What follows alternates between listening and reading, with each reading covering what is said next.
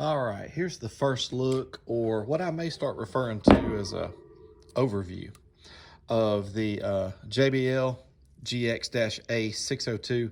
If you haven't already, watched my videos of the dyno tests on this little amp.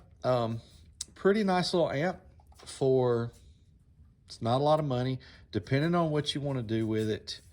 It's probably best served on a couple of door speakers or 6x9s.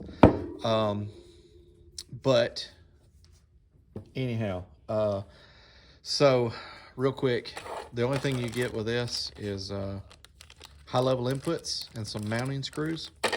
Owner's manual, we'll talk about this more in a minute, and a box and the packing materials. This is definitely a unique design. The shape of this is definitely a little bit different. It's not a very big amp. I have big hands, but still it's kind of a small amp, fairly light. Doesn't require a lot of current to run this amp. So there's something to be said for an amp that doesn't need electrical upgrades and all that to still get, you know, full power pretty much. All right, on this side, you got your RCA inputs. Here's your high level inputs. There's your gain. It's got a crossover. So this is a full range amp, class AB, 2-channel bridgeable. The crossover is just fixed to 80 Hertz. So whether you go high pass, it's 80 and up. If you go low pass, it's 80 and down, or in the middle is flat, and it'll play everything. Bass boost on and off. It's got a power and protect, no clip. And then on the other side, your fork or spade terminals, pretty standard. Left channel, right channel.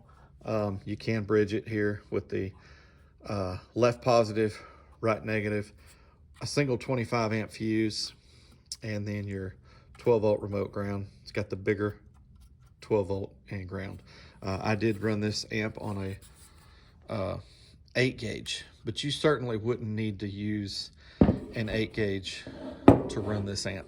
I don't really like the manual all that well. It does have some okay info in it, but it's the big fold out map style.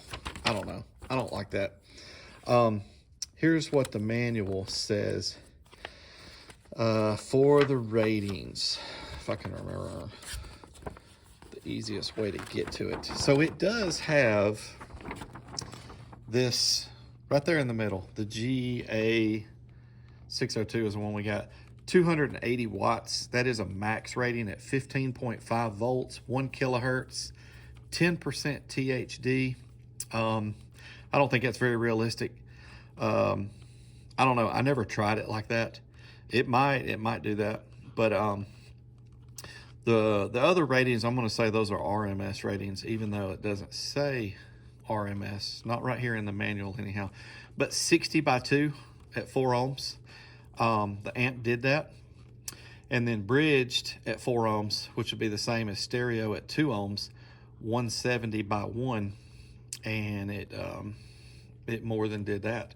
So pretty pleased to see that it exceeded those ratings there.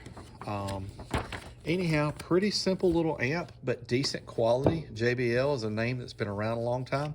I guess these days they're owned by Harman, or what used to be referred to as Harman Kardon. But anyhow, JBL used to be a good name. I reckon it probably still is, but pretty decent little amp for not a lot of money, depending on what you want to do with it. This isn't the amp that you want to put on, you know, if you want to just really slam a couple of subwoofers with a lot of power, this isn't your amp. But anyhow, all right, well, that's it for the JBL GX-A602. Thanks for watching.